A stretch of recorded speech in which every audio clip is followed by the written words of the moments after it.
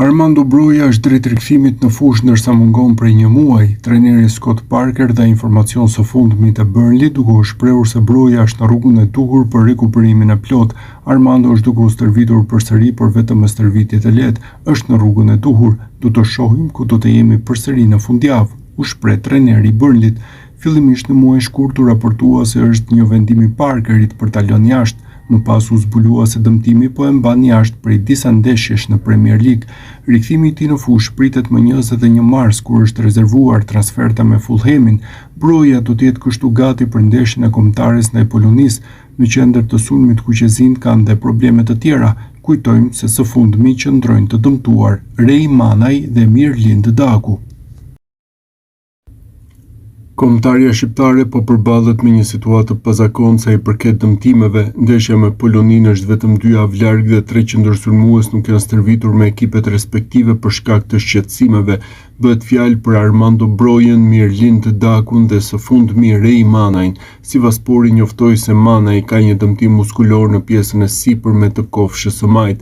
Situata është mjaft shqetësuese duke qenë se të tre ftoheshin nga trajneri Silvinho për ndeshjet e vitit 2025.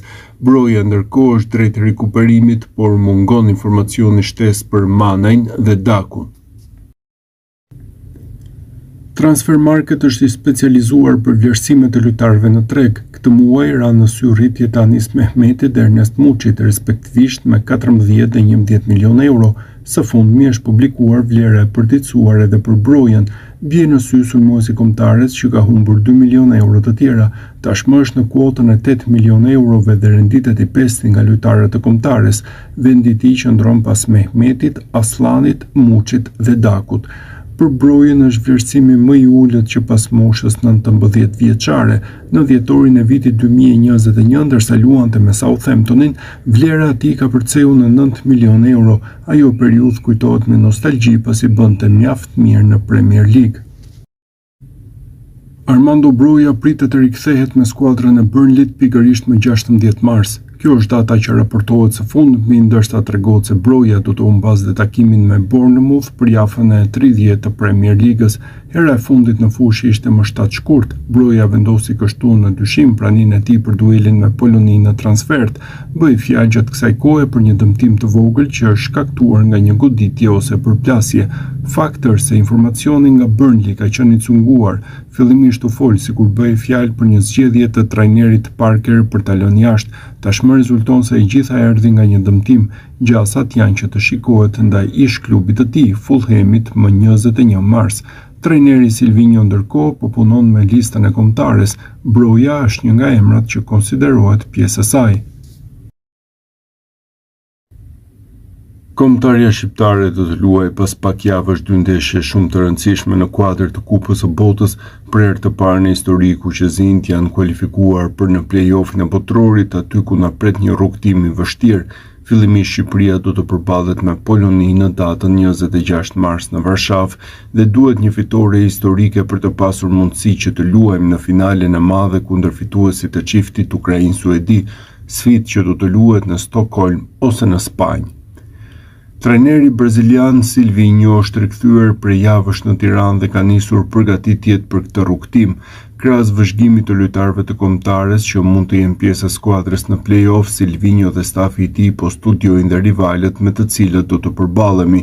Trajneri kombëtares së bashku me ndihmësit e tij Doriva dhe Ervin Bulku kanë zhvilluar gjatë kësaj jave një vizitë pune në Turqi me qëllim ndjekjen nga afër të disa futbollistëve të ekipit kombëtar që aktivizohen në kampionatin turk.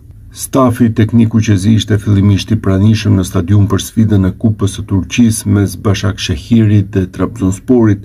Gjatë kësaj ndeshjeje, trajneri Silvinho dhe bashkëpunëtorët e tij vëzhguan nga afër performancën e sulmuesit të kombëtares Ernest Muçi, i cili u aktivizua si titullar dhe qëndroi në fushën e lojës për të gjithë 90 minutat, duke dhënë gjithashtu 2 asiste në fitoren 4-2. Vizita e stafit vazhdoi dhe një ditë më pas, ku ata ndoqën nga tribuna një tjetër përballje të kupës, atë mes Beshiktaşit dhe Rizesporit.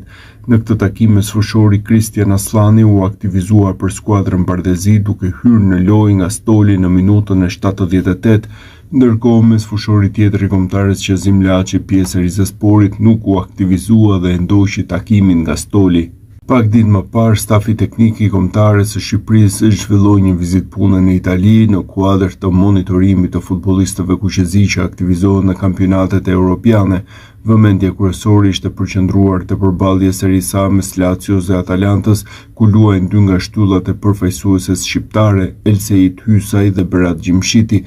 Mbrojtësi shkodrani Lazios nuk po kalon një moment shumë pozitiv të skuadra e tij, ndërsa mësohet se takimi me stafit të Kombëtarës dhe futbollistit është zhvilluar disa ditë më parë në Tiranë. Ndërkohë me kapitenin Gjimshiti, stafi teknik ka zhvilluar një takim në Itali. Përtej ndjekjes së ndeshjes nga tribuna, përfaqësuesit e stafit teknik kanë zhvilluar dhe biseda të drejtpërdrejta me lojtarët. Gjatë këtyre takimeve janë diskutuar jo vetëm sfidat e muajit mars, por edhe forma dhe gjendja aktuale e futbollistëve në klubet e tyre. Kjo vizitë në Turqi është pjesë e strategjisë së stafit teknik të Kombëtarës për të monitoruar nga afër gjendjen dhe formën e lojtarëve shqiptar që aktivizohen jashtë vendit. Përmes kontakteve dhe vëzhgimeve në stadium, trajneri Silvinho synon të ketë një panoramë sa më të qartë mbi formën e futbollistëve përpara sfidave të ardhshme ndërkombëtare. Armando Broja është shumë pranë konfirmimit për të qenë mungesa e madhe e ndeshjeve play-off, duke qenë se prej javësh është jashtë skuadrës së Burnleyt si shkak I dëmtimit të pësuar, I cili vazhdon të mbetet enigmë dhe ende nuk është e qartë se për çfarë dëmtimi bëhet fjalë.